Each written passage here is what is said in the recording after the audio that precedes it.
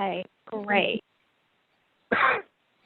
Okay, thank you. I'm hoping I'll be able to log in just a minute. While we wait, But go ahead. Don't let me hold you up. while we wait for Denise, Steve had a question about a book, and the answer is yes, we own it, but it is currently checked out.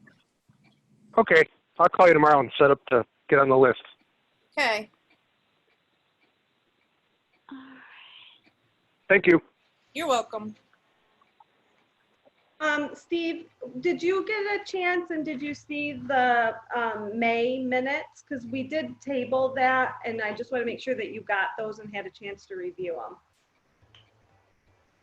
Yeah. Okay, great.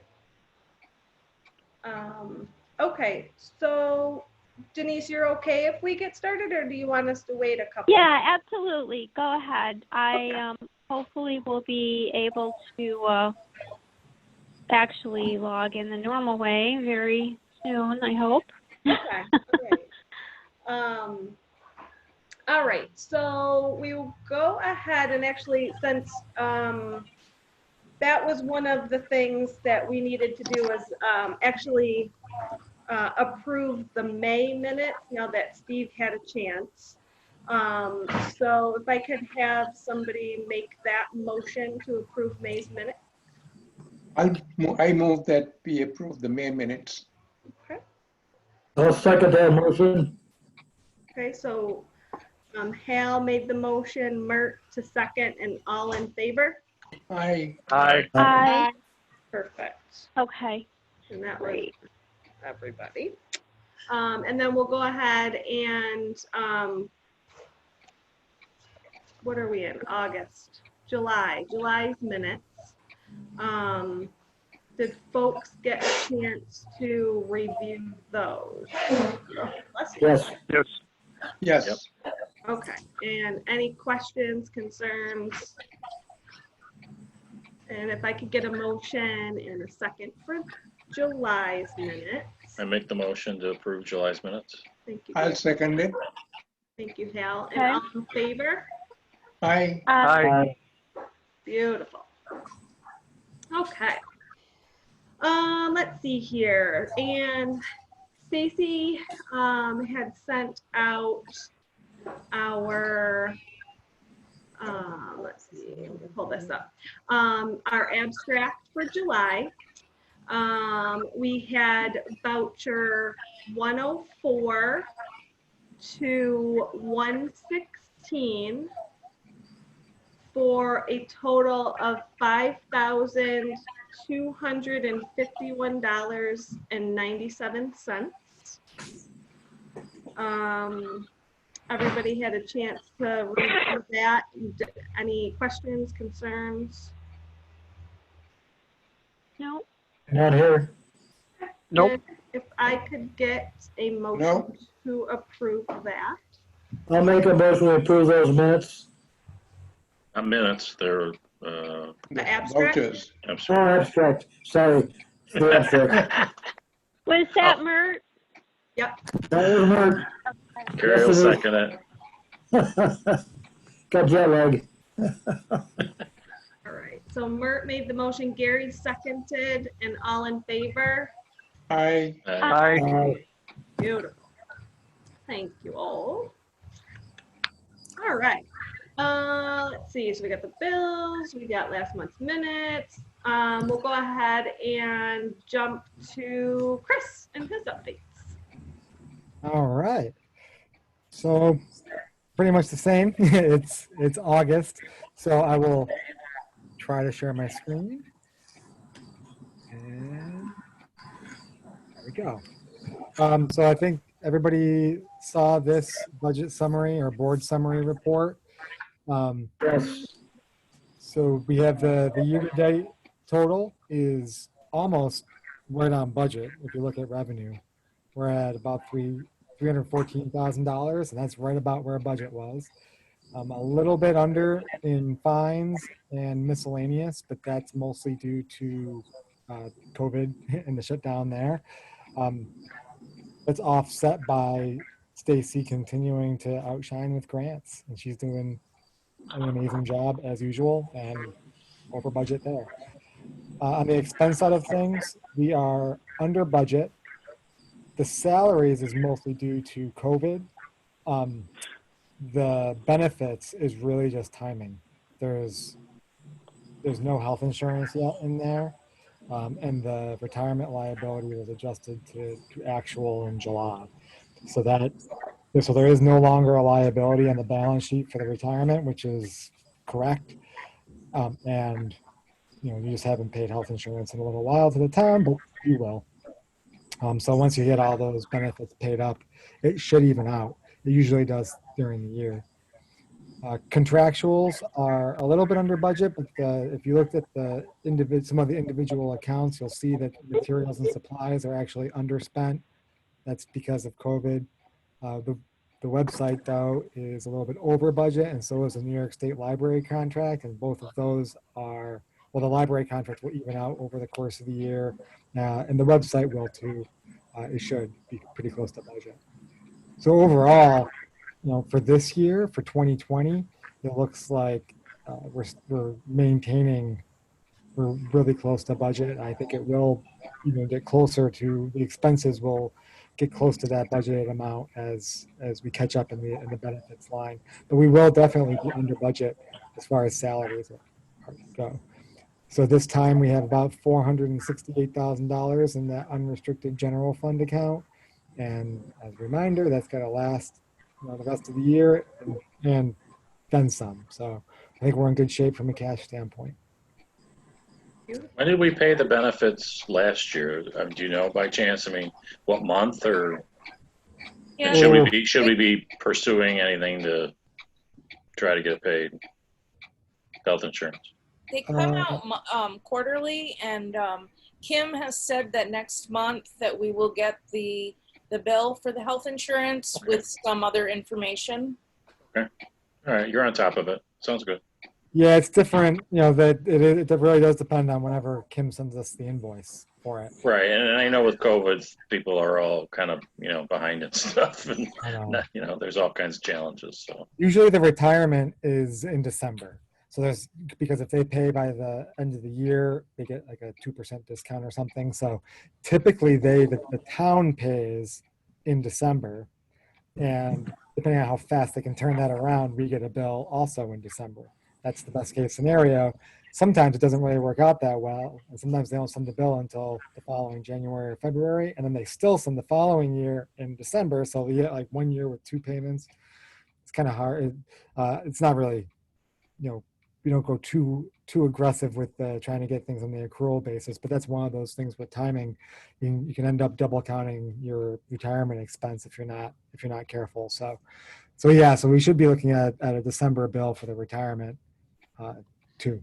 So in addition to those quarterly bills for the health insurance. And Kim got all that she needed for the past information that she was looking for, right? Yep. Oh, okay, great. All right. Any other questions or comments for Chris? And with that said, I'll segue over to Gary with any updates for the budget review that we want to submit to the town, because we wanted to get a final on that, correct? Right. So one of the things that I'm trying to figure out, I lost my screen here.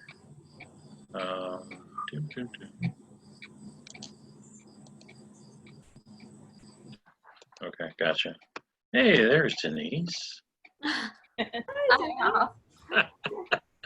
welcome. I gotta step away for 2 seconds while you're pulling that up. Okay, no problem. Let me know when you can see my screen. Here it comes. There it is. Got it. Okay. So last month I had shared with everyone, and that, you know, Chris and Stacy and I had worked towards this budget, and we worked with the assumption of coming in flat. And I shared the, you know, the proposal. I went through all of the note numbers here and what they corresponded to down here in terms of. I lost the picture. I had it and then I lost it. Anybody else? Oh, I can. I'm I fine. still have it. Okay, so Denise, since everybody else sees it, I'm going to assume it's your. Is that hiding behind something, Denise? Maybe. Maybe it is. Let If me- you click on the Zoom meeting again, maybe it'll pull it. Yeah, the towards- Zoom icon looks like a TV camera. Yeah. It says you're viewing Gary Foley's screen, but I can't pull it up, down. I can't see it at all. Well, I'm just for the heck of it to try. I'm going to stop the share and restart it. Are you guys okay with me doing that? Yeah, sure. Good.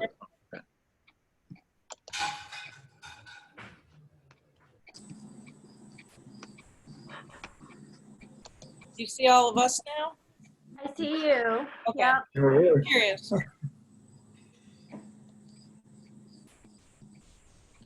Let me know when you see it. There you go. Got it. Got it. Okay, thank you. No problem. So as I was saying, we had gone over the budget last time, and we identified what all these notes were and what drove some of the changes to the numbers, and the objective was obviously to come in flat, and we did. One of the questions that came up last month was around the audit. And Stacy, I'm going to pause and let you just kind of fill everybody in on what occurred. We went away with the question of what an audit would really cost us. We had forecasted three grand. We talked about an operational audit versus a financial audit, and you know, Chris had given us the recommendation that we really should go and do an operational audit. Stacy took that and went ahead and go ahead, Stacy. I'll pass it to you.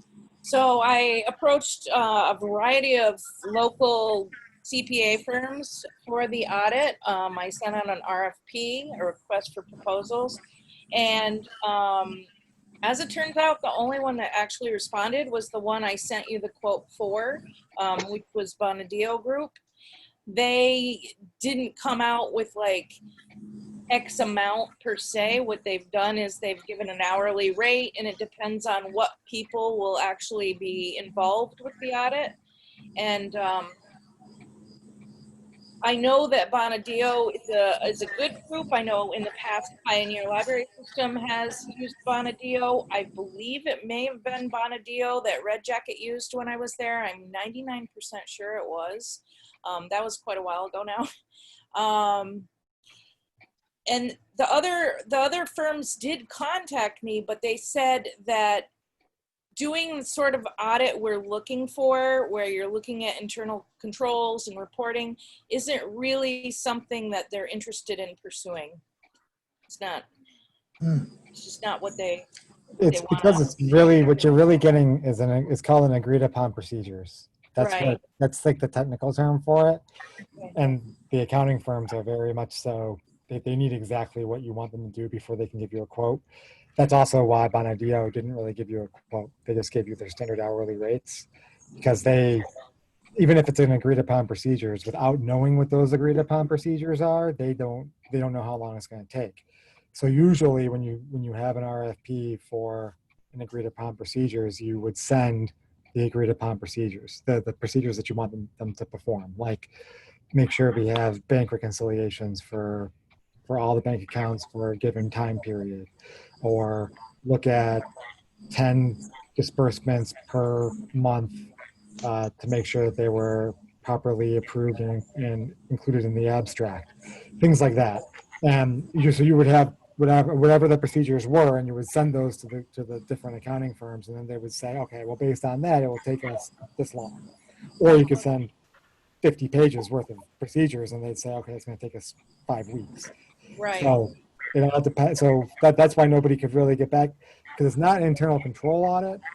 Okay. Because that's a whole nother. That's like it's a public company type thing. That's a Okay. engagement. So an agreed upon procedures can take as little as like 3 hours. It can also take as long as 5 weeks, depending. Right. So I guess I need to know from the board what things we want looked at. I don't know that you want me to be the one that picks what gets looked at, because part of the whole point is to make sure that everyone's in line, including myself. Right. So I feel like if you want to get back to me on that. So here's what I think from a standpoint, the reason that we went out and did this quickly was to try to get a number to put in the budget. Right. So we've had some conversations since we've only got this one response back, and Chris, Chris and Stacy and I have communicated a little bit. And our number that we put in the budget was $3,000 for the audit. So the question is, do we feel comfortable, even though we haven't got a true quote, with that number to go forward with our budget? And the answer I think I got back from Chris, and I think Stacy, you support, is that we're probably okay with that number. All right.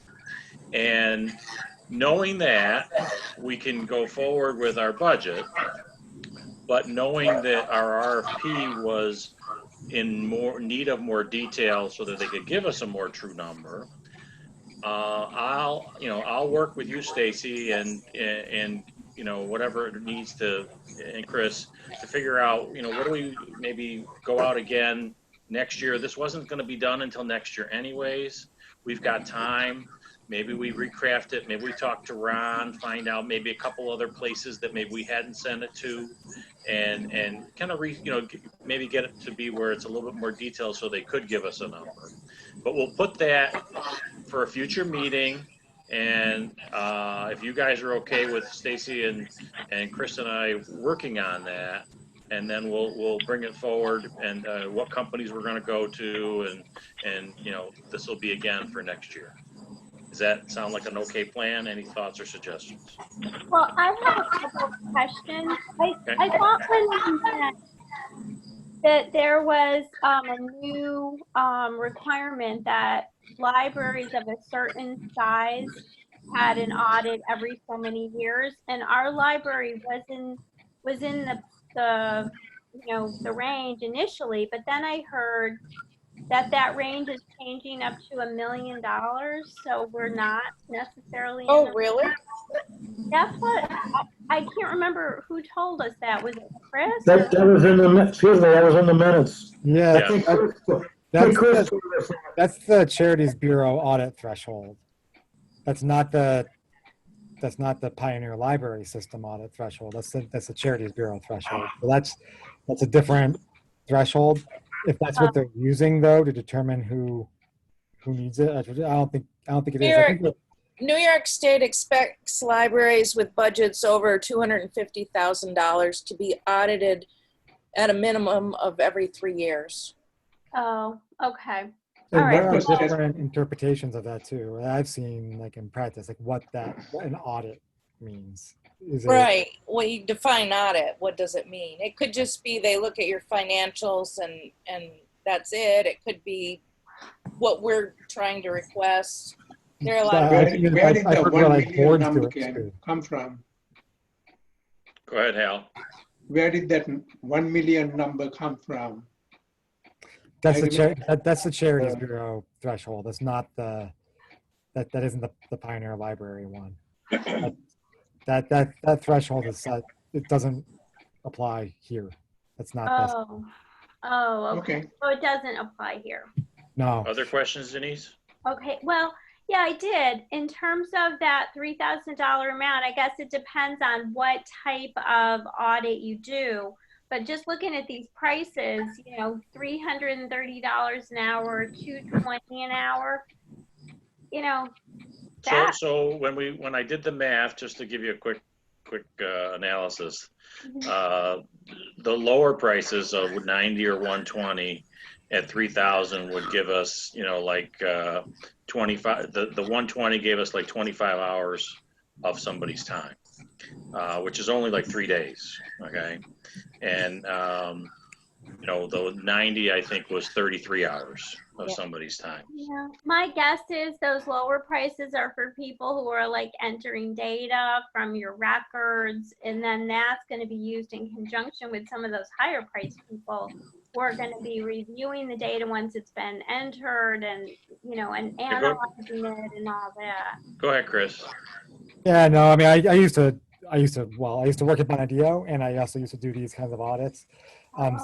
So the in charge and up, like all of them, they'll probably do the testing. They'll probably be the ones who are on site, if on site exists. They'll be the ones who are on site, and they'll actually design the tests and do the tests. The partner will likely just make sure that the tests are designed appropriately, and he'll have to review it and sign off on it. He's the one who will be authorized to do that on behalf of the firm. So typically, you're looking at like 3 hours for the partner. That's about it. And then the bulk of the hours probably for this kind of an engagement is going to be probably like a senior in charge or senior. But usually when I did these agreed upon procedures, depending on the bulk of the procedures, we would do them for $3,000. We could do them for $3,000. That's what we would quote. So, you know, Bondia's, you know, those rates are probably more than a smaller local CPA firm. So, you know, Bonadio might be more like in the 5,000 range. But I think if you gave those more local firms the actual procedures that we wanted, I think they could do it for 3,000. I don't see any reason why not. And I think that would also cover us from a cover the library from a due diligence standpoint too. Mm-hmm. Okay. Yeah, the other comment is that once we, you know, redo this, get more realistic numbers, whatever quote we get back, we can put a clause in there not to exceed.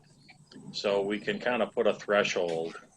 I mean, granted, you know, they've got to have the hours to do the right work and do it right, but we at least can, you know, try to provide some sort of, you know, guidance. And obviously, you know, you're going to talk with them, you're going to negotiate, you're going to, you know, so, but based on Chris's experience, it sounds to me like the number we have in there is okay. Obviously, if we end up finding out that, you know, we need more, let's say 5,000 versus 3, then it's a discussion for the board to consider taking from our reserve or whatever it might be to make it happen. All right. So I think we're okay. So any other comments or questions? What has happened with past audits? We never, Does anybody recall? Bert, do you know from your past experience? What was included in the audit and, you know, maybe, yeah, how much, or anybody remember, or? And when I was would say it done? I would say the best way to find out is to take a look at the last 2 audits, because we have copies of those, and just kind of go through them, because that would give us an idea as to what they looked at and what was the kind of questions were asked, which would help us lead the next prospective auditor and maybe give us a few insights as to some other questions we could ask. Because we have to steer this auditor, as Chris had so carefully said. Sure. Yep. I just didn't know if anybody recalled. Do we know when the last one was done? Around April of 2014. Oh, okay. So 6 years ago. Yep. Okay. Okay, so based on, sorry, go ahead. I was just going to say, so I would probably suggest that you go ahead and make a motion, Gary, and then we can see where folks stand. Okay. Okay, I make a motion that we approve the budget for 2021 as presented. I'll second that motion. Okay, and all in favor? I, Aye. All right. Debbie, I don't see you. And I. Okay, great. Sorry. You were down a little lower on my list. I had to search for you. You were like tucked away under the covers there. Okay. All right. Great. So Bruce, just to close this out though, Bruce, in terms of my, the giving us now to the town, right? Because I think that's the next step. I don't recall what the process is when I met with Gary Crane to how do I get this over the town? What is it that they require? Is there a certain document, or how's this happen, I guess? Why don't you share it with me, Okay. and then if it's been updated, because I have the last one you sent out maybe 2 months ago. Yeah, I was going to ask A month ago Gary you shared it. that this one be sent out to everybody. Just I will do that. You can't see and all Yep. that.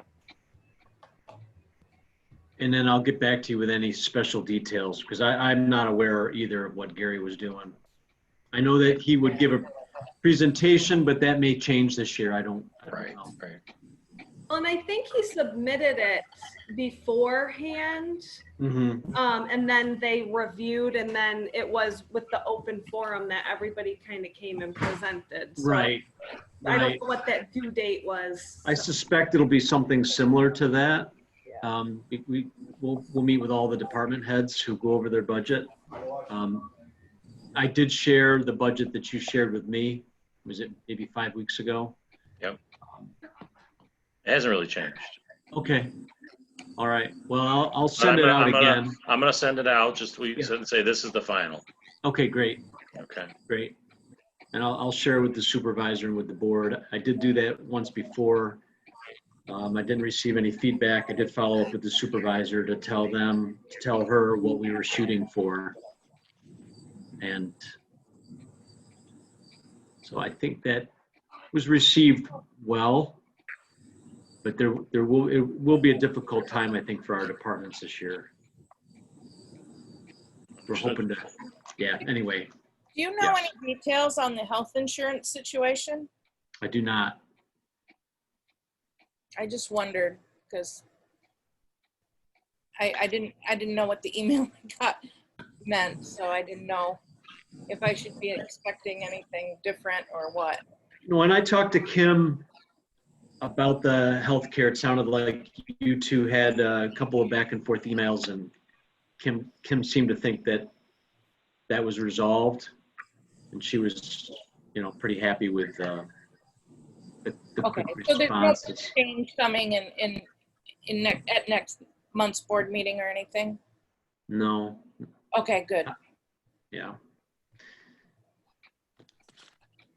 Thank you, Gary and Stacy and Chris, for putting the work into this and trying to keep it so close and working with the budget, trying to keep it low, that. Yeah. It's very much appreciated. I was looking at last year's budget, and when I talked to Kim at our last meeting, the sales tax revenue was down 50%, and that if that was $700,000 that we were working with last year, that's a pretty significant deficit.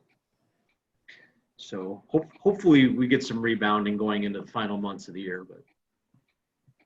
Okay, so Gary, you're going to send me your newest one, yes? Correct. Okay.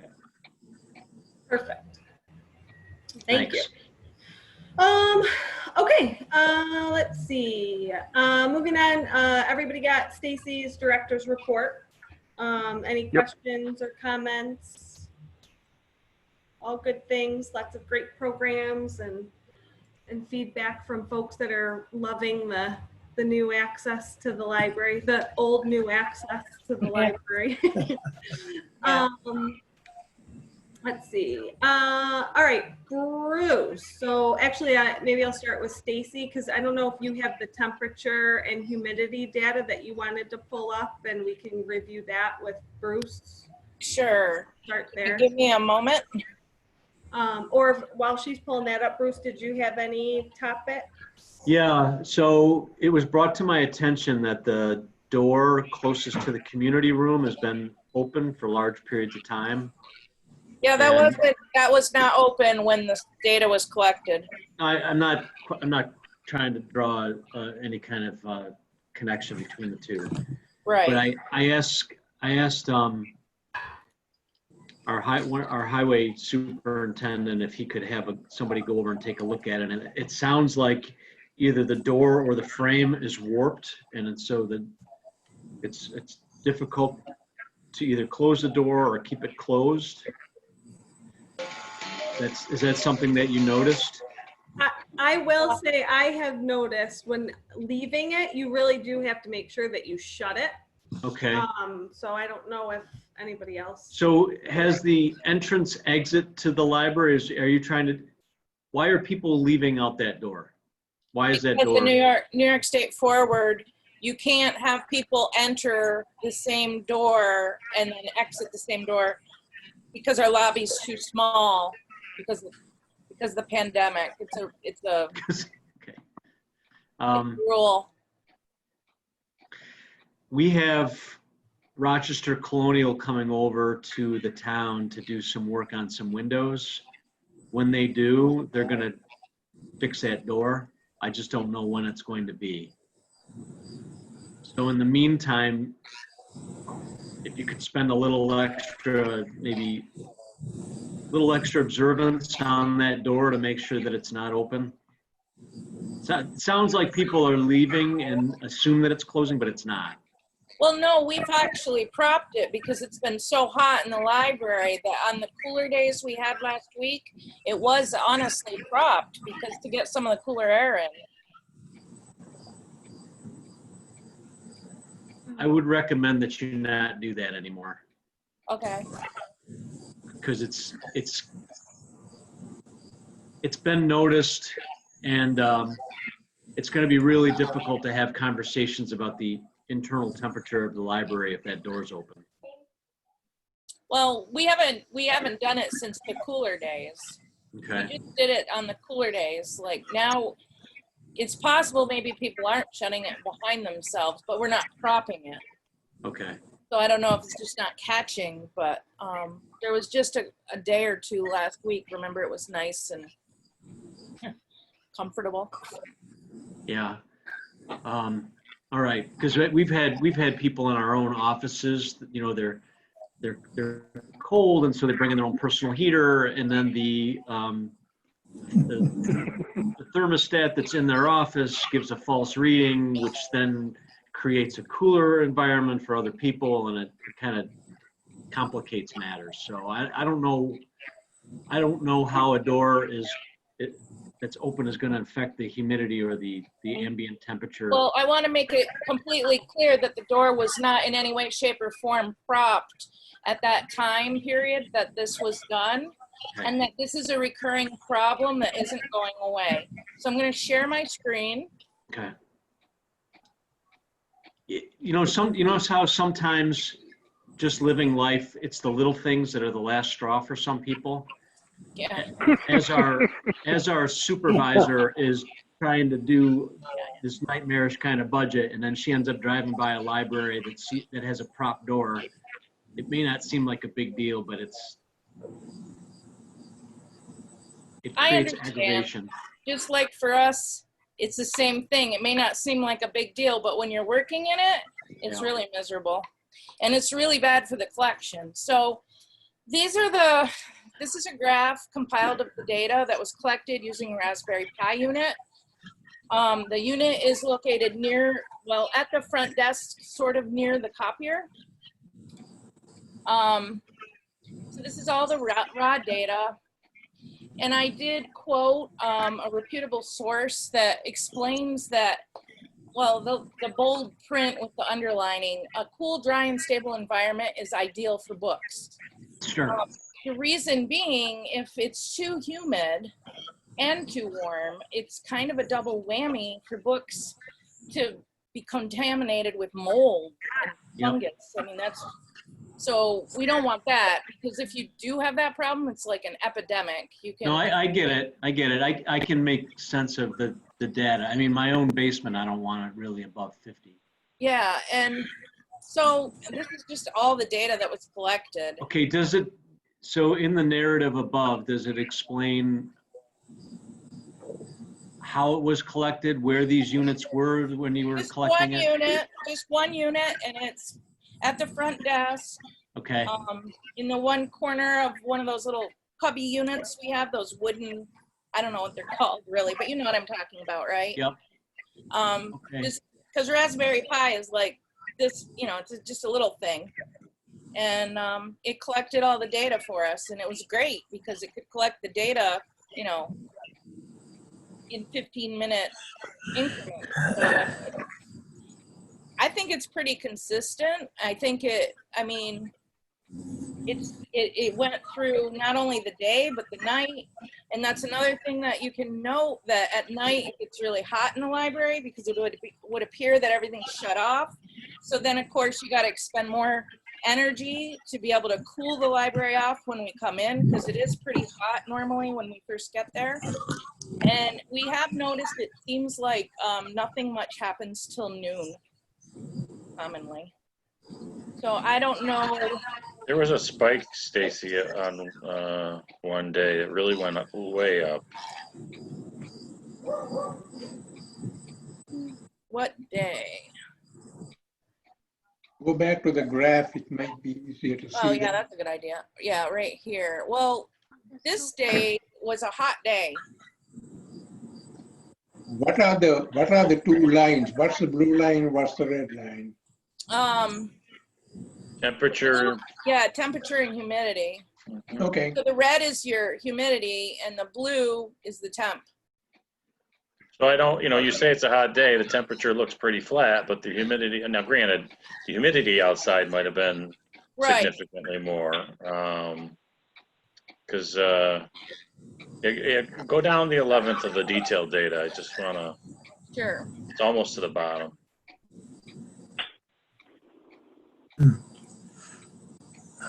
Because there's a time that it starts. Right. Yeah, Okay. Yep. here, yeah. Yeah. So that's like 3:30, or what's that? After midnight? Yeah, Yeah. yeah, because at 3 in the afternoon on Actually, the 10th, it was go- 76. Right. Right. Yeah, it starts going up to the 60 there at 9 o'clock. Right. And then it's 64, 65, Yeah. 66. So that's your spike of your humidity. It's up to it got up to what, 72% Yeah. humidity? And the goal of 50, obviously. So something went awry there. Right. So I think we said what next steps were to take this and compare it to what, I forget Yeah, what. share that with me. I asked Scott to give me some numbers that he's seeing. Okay. Then we can compare. And if So- there's one of the devices that Scott's looking at, is that in a relative area to where this Raspberry was?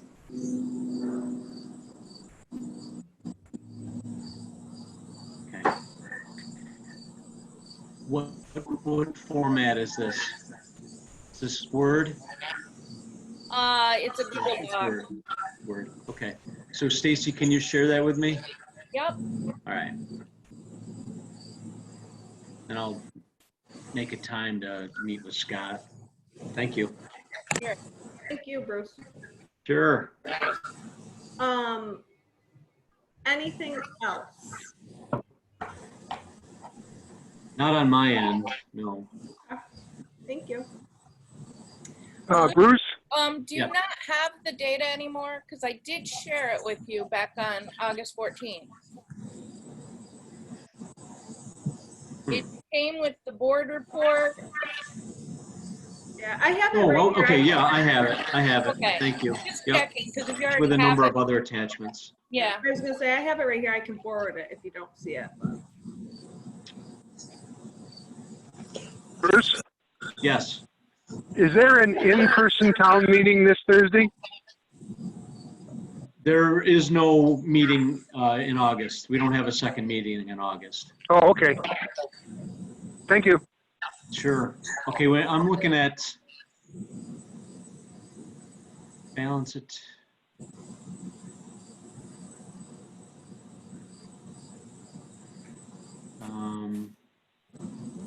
August board meeting. Is that where it was? No. I'm sending it right now, Bruce. Okay, yeah. I was looking at August 19th. Yeah. Okay. Let's see. Mary Lee, did you have updates from our friends? Well, yes. We haven't met since February, but we are in communication with each other, and we are trying to keep our general friends population informed. The Savers fundraiser that we had 2 weekends ago raised $380.70. And that was just clothing and very small kitchen appliance type things. We have a concert Friday night. Stacy has been advertising for us. And we are getting prepared to do our fall fundraising mailing. And that will go out to just people who are on our list. And it is not going to be a town-wide mailing this time.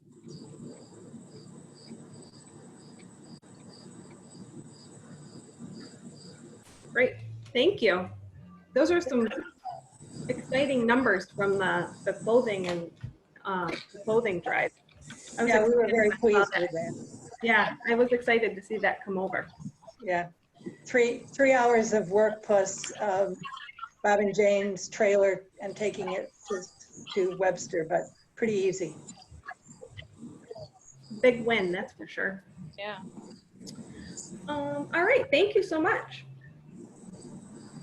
Let's see. Oh, I guess I have the audit on our agenda twice, so we can skip that.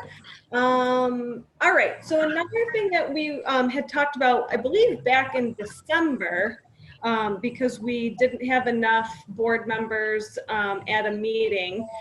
We had talked about decreasing our board members from 9 to 7. And we lost track of that a little bit, but now we're coming to the end of the year, and we know Hal has announced that he will not be continuing his time with us, and I believe we are also losing Mert. Correct. So with that said, I'd like to throw out a discussion about potentially decreasing our numbers and modifying our bylaws to go from 9 to 7. So I'll just open that up, and if anybody has any comments or questions or feelings. So I did some research into other libraries and their number of board members. I'm gonna share my screen, I think. Let me know when you see it.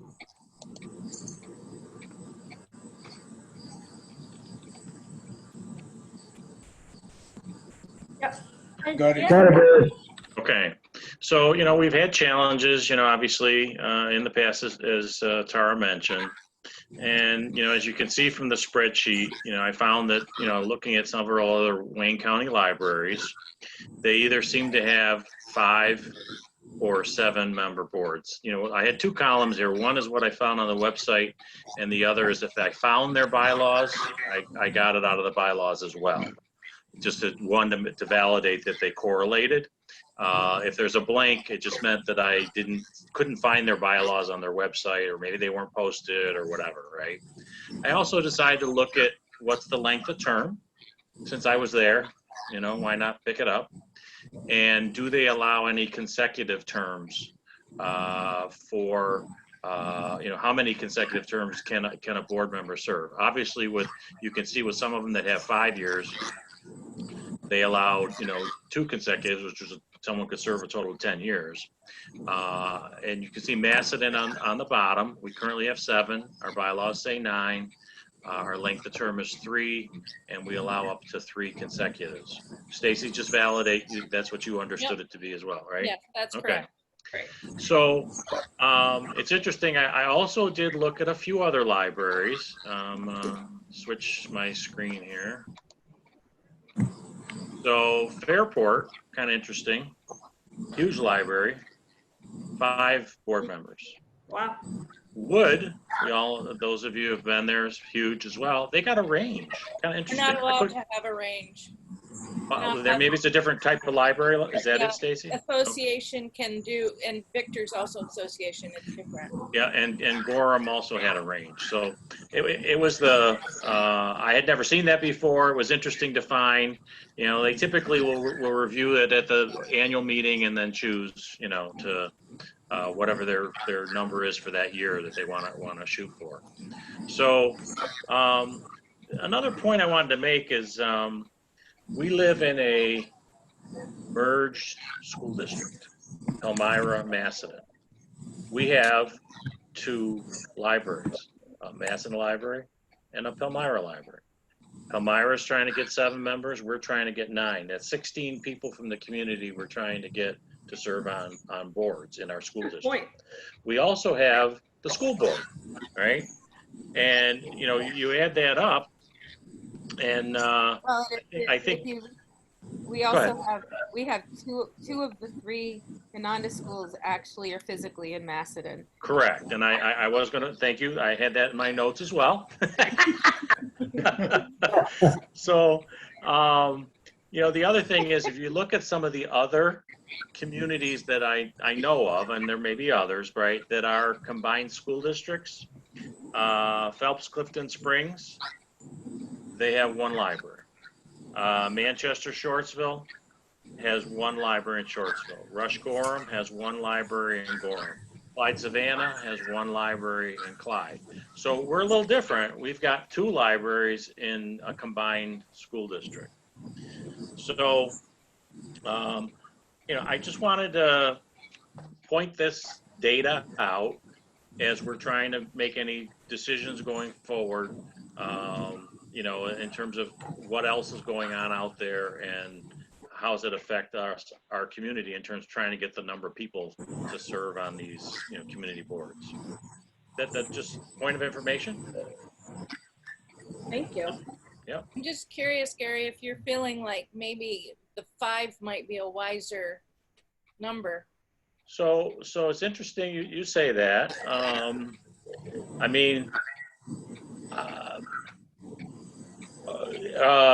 I did get information from Ron. He tends to recommend 7, but we were seeing a lot of boards that have 5. And of course, 7, if you're 1 library in a larger community or larger school district area or whatever it is, right?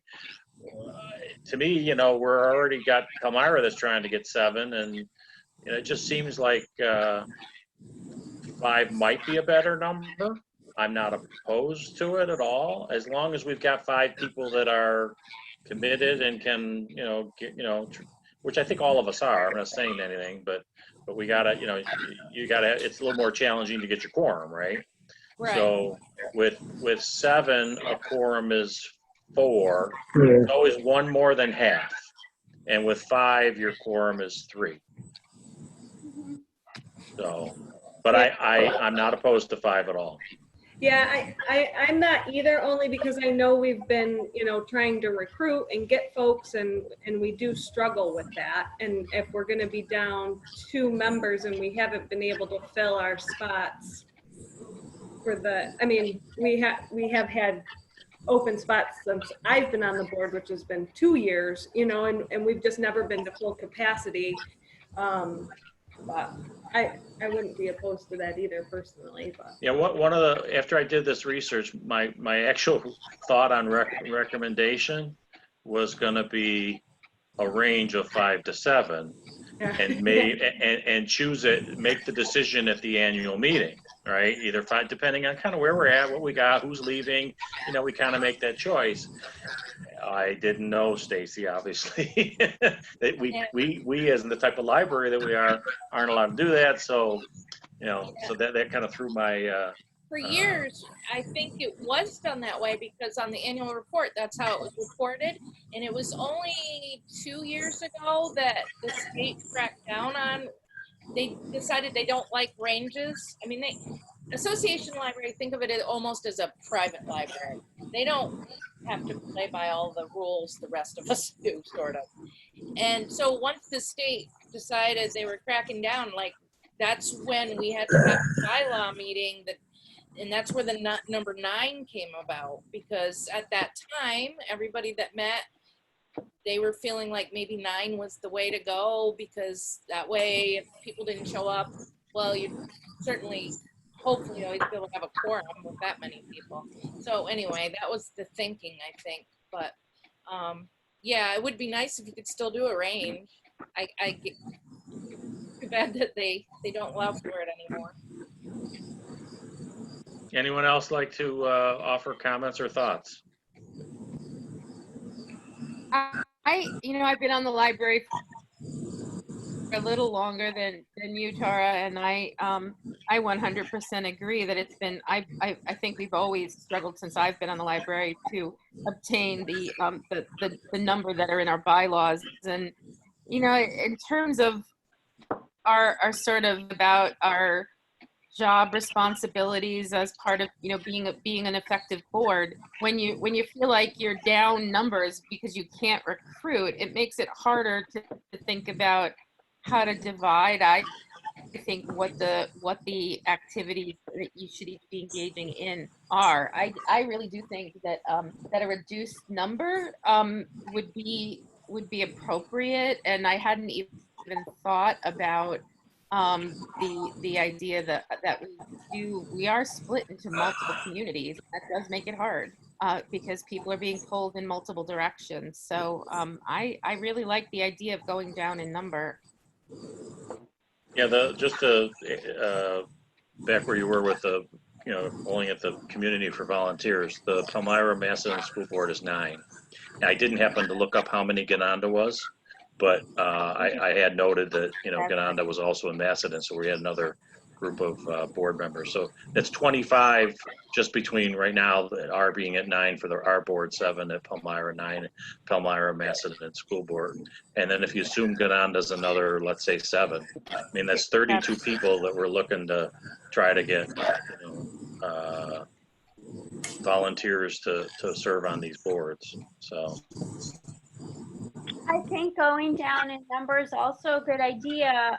I wonder if 5 is too few, though, just from the perspective of there's, you know, there's work to be done. There are, you know, different groups working on different projects on the board. And is that enough people? I don't know. You know, so bylaws can always be changed. Yeah. We could try 5 and see how it goes, and then revisit it. You know, What obviously. about, go ahead, Steve. what about if we changed it now to 7 and revisited it in December for next year? Yeah, I was thinking 6 or 7. I was actually kind of leaning on the fence of 6 if we did have interest or if we had more room. But then again, to Steve's point, looking and reviewing it later. I thought it had to be an odd number. Yeah. Oh, good point. Right. Thank you. So maybe go to 5 and revisit it in December next year. Well, I'm sorry, what did you say? Go to 5 and revisit it next And year? revisit it next year No. or at the annual meeting. I think Steve said go to 7 and revisit it Yeah. next year. Yes, Doesn't that's matter. correct. I'm okay going to 5 and revisiting. I'm okay with going to 7. So Whatever the majority wants to do. So let me ask a question. If we were to do a vote, put a proposal forward and do a vote, can you do a proposal? We have 7 now, and Mert and Hal are going to be done in December. Can you put a proposal forward that it isn't effective until the 5 number isn't effective until January 1, and that we would, you know, or would we do a proposal that we're 7 now, like Steve says, and then revisit it? And if we want to go to 5 in you know, January, we then modify the bylaws again. How do we get by the fact that we've got, you know, basically now through December with 7 members if we were to change it to 5? I would say what we want to do is keep the current 7 number, but then make a motion that would become effective January of next year to change the number of board members from 7 to 5. And by Well, doing we're that, not 7. We're not 7 now. We're 9 at the moment, even though we only have 7 Okay. members. So the bylaws say. Yeah, leave the number as is, but change it in January to whatever number you feel is appropriate. yeah. Well, but if we do that, does that mean that we're supposed to be looking for more board members right now? Yeah, I think. Yeah, I kind of like Steve's suggestion that we do a proposal now, that we change it to 7, and then we revisit in December to decide, have the same discussion, put it on our agenda for the December meeting, that we revisit the bylaws regarding the numbers, since we know 2 are leaving, and could we go forward with a change to 5, or do we need to start looking for 2 more people? I agree with that. We could even, I'll second Steve's idea. I don't think we can change the bylaws like that, No, you, so close together, twice like that. I think, I don't know, I would ask Ron, because we have to report on it on the annual report, and I think they'd flag us. Because part of the reason they don't like a range is they don't like to feel like, well, maybe you're changing the number of your trustees because you're trying to block somebody from being in your board. It's frowned on. So I would recommend you can ask Ron, and it might be So If Good, good. the reason you're changing it now to 7, for example, and you put a proposal to go down to, like, if the bylaws are written specifically, if this is what people would want, that we want to make it 7 until December, and then 5 in December, not because we want to block somebody, but because we want to keep 2 people until December, essentially. Yeah, right. Well, why wouldn't you just leave it the way it is and then work on changing the bylaws this fall, and then in December, if 5 is what everybody wants, make it 5. Because what if we keep it the way it is, then we should be looking for more members, right? For more people. But what if we really think that the best number is 5, and then we have 7 in? But that's the thing, you can't have it both ways. So either it's 5 now, or it's 5 later, and you're looking for, you know what I mean? I would ask Ron, but I'm pretty sure that it would be frowned on to I don't think make that's 2. both ways. And why don't we go to 5 and I can resign right now? That will make it 6. You're not getting off that easy on my watch. Yeah, I like that idea, just the way you structure, you know, it, that we're going to keep, you know, we only have 7 now, we're at 7, with the understanding that we want to keep those 2 until December.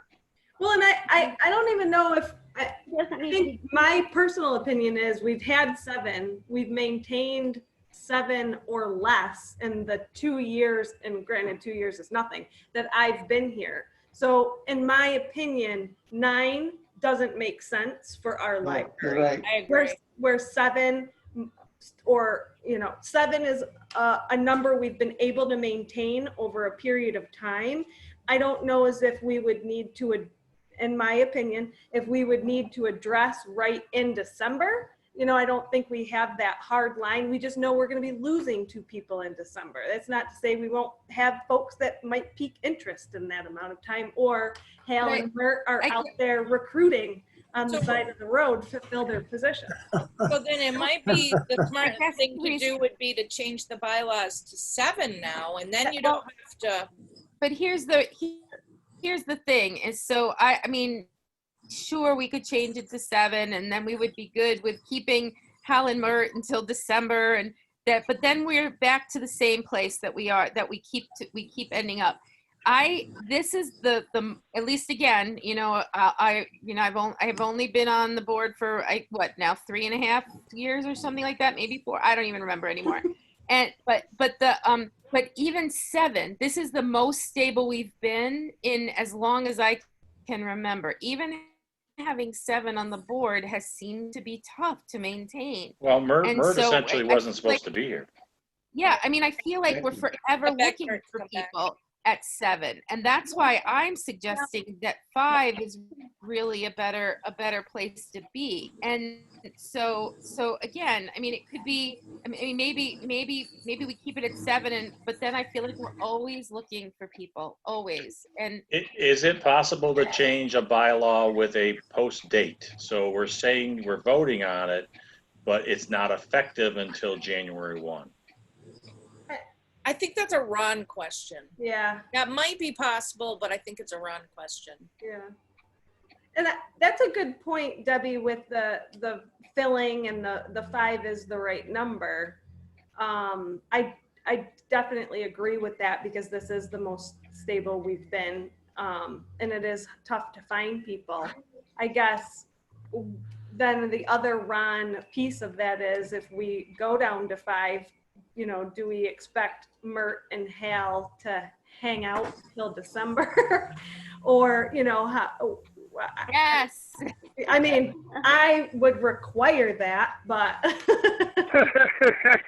but you know, I don't know what that looks like either. So okay. I guess. I think we still should propose something and vote on it, and then that we've done it. If Ron comes back and tells us, you know, if we're in agreement to go to 5, let's try doing a proposal that we do 5 post-dated to start effective January 1, and then he can come back and tell us you can't do that, and then we got to go back to the board, go back to the drawing board. At least we've done it then. In my opinion, I believe that would be acceptable for the main reason it's not open-ended. That we are saying that we're going to change the number of the people on the board to a finite value and it will become effective at a certain date. So to me, that makes logic, and I can't really believe that Ron would be upset with that. And everyone only changes it one time, not 2 or 3 times. Yeah, I think that's the key, that it's only changed once. Right. But I would just ask, like, consider this. What have we really done in the last few years that's really been proactive to get new trustees on the board? The town board has put out ads. I mean, I personally tried to recruit folks. I put it on social media, on Get On to Communicate, on really people Macedon Matters. I'm like, please come join us. And I held the, not that it was any benefit, but I held the table at that one event for the computers. Yeah, that's true. I brought it up at Garden Club. I wonder if there's anything we could be doing that would, I don't know, attract more people. Like, I don't know. Some libraries don't seem to have problems getting new trustees, and many do. But like, well, we're going to have the problem. We're going to have the problem even with 5, because someone's going to leave, and it's not going to ever go away. I think 5 is scarier, because if you lose one.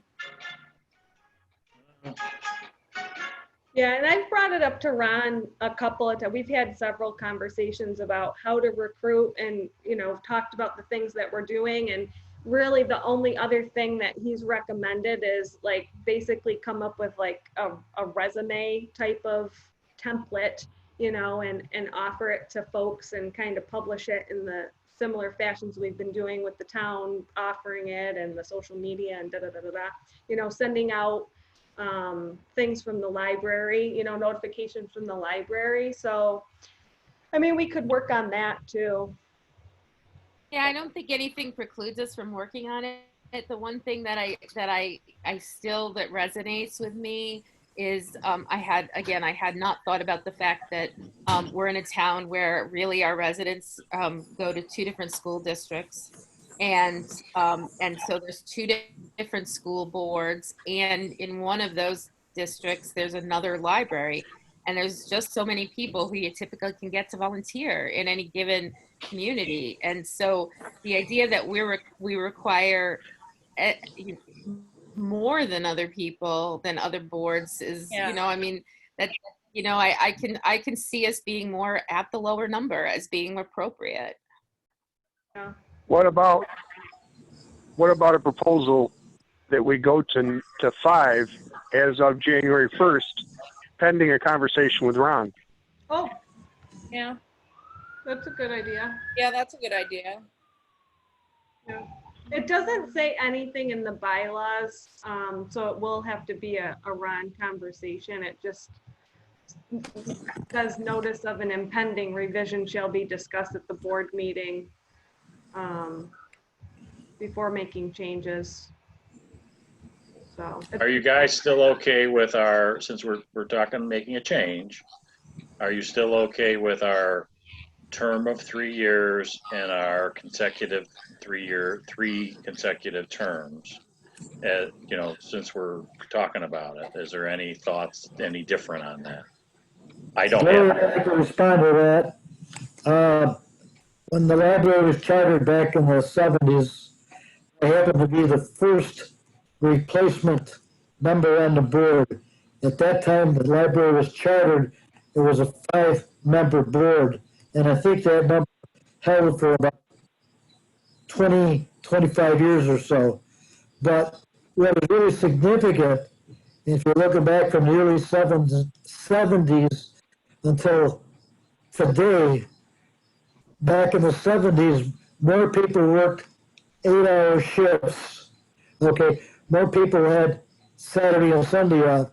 The big shift in working environment is 12-hour days, okay, and weekends that are being filled. Because I've talked to a number of people who would gladly like to be on the board, but they said, look, because of my shift rotations, I can only be on it and make a meeting maybe once out of every 3 months. And that problem is exasperated or made worse today by more and more longer days and longer shifts. So it's harder to get people for that reason. And one more point, because it was so hard to get new board members, somewhere along the way they decided to change it from 5-year term to 3-year terms. So that's history. Great, yeah, no, that's good to know. Yeah. Can you, Gary, what were those numbers for the terms again? Were they, I'll pull it up. sorry. I think most of them are 3. I think, yeah, Yeah. I think so too. We're the only 3. Oh, yeah, rest are 2, okay. Gotcha. But they're also 4 and 5 year term lengths. Right, Yeah. So, you know, when you multiply the consecutive time the term length, you're either dealing with 8 or 10 years. We're 3 times 3 is 9. right, So we're right in there yeah, Yeah. in terms of the number of years served. We're just added one more term to our shorter length. right. Mm-hmm. Okay, thank you for pulling that back up. No problem. Okay, so I guess to see where everybody stands, can I get someone to make a proposal to amend the bylaws? I propose I propose that we go to 7 for the rest of the year and go to 5 come January. Second. All right, all in favor? Aye. Aye. Aye. Right. And thank you. Do we have feelings or do we want to talk about the terms? I'm indifferent personally. Yeah, I'm fine with it where they're at. I just wanted you to Yeah. see the data. I think it's less scary for new board members to say a 3-year term versus 5. 5 sounds like a long time. Forever. A lot of times people do stay on, but when you're starting, it just seems like, oh, I don't know. Yeah. Yeah, I think you're right, Stacy. I agree. I like the 3 years as an option. Great. Anybody else? Okay.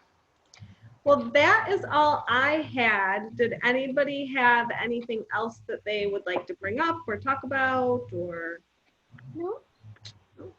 What about next month's meeting? So for right now, I am going, as I said, I don't think it's fair to the library staff to keep them over. And I know that folks aren't happy about the virtuals. And I think we're kind of dealing with a month-to-month basis on, at this point, whether the virtuals are still okay. I guess I would kind of like to ride that wave, and if we can continue virtually, with all that the staff has kind of been through and things, unless you have people that want to pick up some hours, you know, they would be having to remain open for another hour potentially, unless we get some pretty hot topics where we're there longer. I guess. We could always shut the door behind ourselves and turn off the lights. There wouldn't really need to be anybody there, would there? I guess I don't know what's involved in closing the door.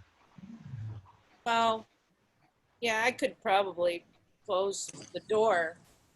But, I mean, I think that a lot of libraries continue to meet virtually. I know Pioneer Library System is meeting virtually, and it's actually the recommended thing to do, especially if you have a significant number of people on your board that are like age 50 and up because of COVID. But that being said, you know, it's all how you feel.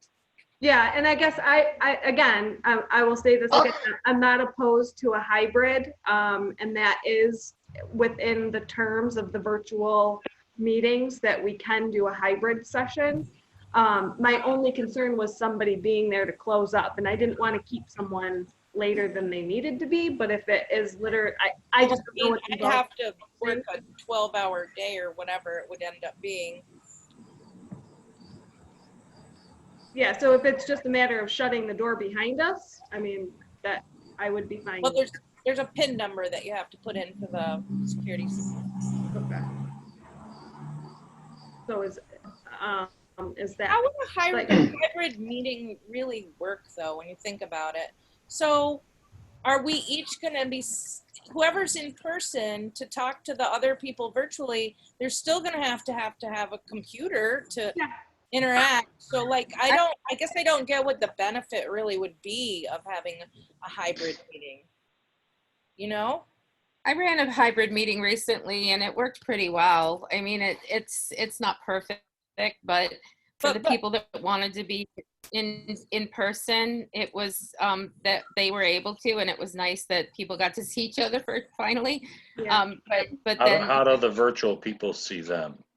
we had the computer and we did the best that we could so people could be seen by the computer, by the screen or the camera. You did like some sort of wide shot, or Yeah. they got to be socially distanced, so that makes it that much more difficult to try to get people in the shot. Everybody would have to have their own. We tried really hard to keep the camera, back. So, but I mean, it wasn't perfect. I'm not going to say it was perfect, but it did. I mean, I can't drive right now because I broke my kneecap, so I need a ride, but by then I might be able to. So for me, the the virtual is wonderful, but Yeah. you know, I mean, some people The really, difference. really prefer in person, so that's why we made it work. Mhm. Mert, did you have something to add? No, I think you're expressing the matter properly.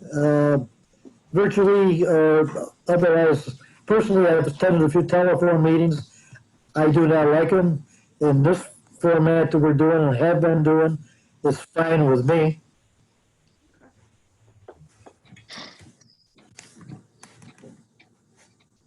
So, I guess as far, I think Steve, you know, you're really pulling for the virtual only because you don't have the laptop ability. I'll go along with the consensus. Okay. Can we I- get I- him we could laptop hook him up with a capability? laptop. We Yeah. have like 50 of them. Yeah, I was wondering that. How Well, and about then- one of the library ones? Yeah, I'm that's what I was on going my- to suggest for the hybrid style is, you know, even if we each had a laptop that we could use, you know, that would. Depends on what kind of phone you have, because I'm on my phone tonight. I'm not on a laptop. Yeah, well, with the Smart laptop, you would phone, just call Steve? through it. Steve, do you have internet capacity or do you have a smartphone? I don't have a smartphone, but I've got internet. Oh, perfect. So Okay. do you have a computer? Yes. Oh, He doesn't have a laptop though with a camera. With the camera. oh, well, we could lend you one of the Spectrum laptops and then you'd be all set. Okay. Wow, I wish we'd thought of that before. Yeah, I didn't know that was the problem. Like, yeah, Yeah. just come in and we'll I'll- give you one. Steve, I'll let you and Stacy Yeah, talk TV. about that. I am. Okay. I will keep them virtually until we're told that we can't. I just you know, I think that's the best way to take this right now. But again, if we want to revisit it, we can. But I think that the option to meet virtually will probably be extended for a while because most people at the state level and government still are not going into work. yeah. So, Yeah, the court system is going back to virtual appearances except for hearings and trials starting September 8th, I believe, because we've been going into court for about 70% of the court appearances, but they're backtracking now. Oh wow. Interesting. why are they backtracking? Well, they can only have so many people in the courthouse at one time and so many people in a courtroom at one time now. And as a result, they're not able to keep up with the demand of court cases. So I think they're just going to start having trials in person and everything else is going to be on Skype for Business. The court has been running. Yeah. All right, and I know not everybody's a fan of the virtual, so I do apologize that it's Yeah. inconvenient. But yeah, reach out to Stacy and Yeah. hopefully we'll get back on track here someday. Anything else? Any other topics? All right, I will. Well, can somebody make the motion to adjourn tonight's meeting? I'll make it. Okay, in a second. I'll second it. And then all in favor? Aye. All right. Hi. All right, we'll see you all in September. Take care. Okay. Thank you. Thank you. You too. Bye. Take care. Thank you very much. Have a good night. You Thanks, too. everybody.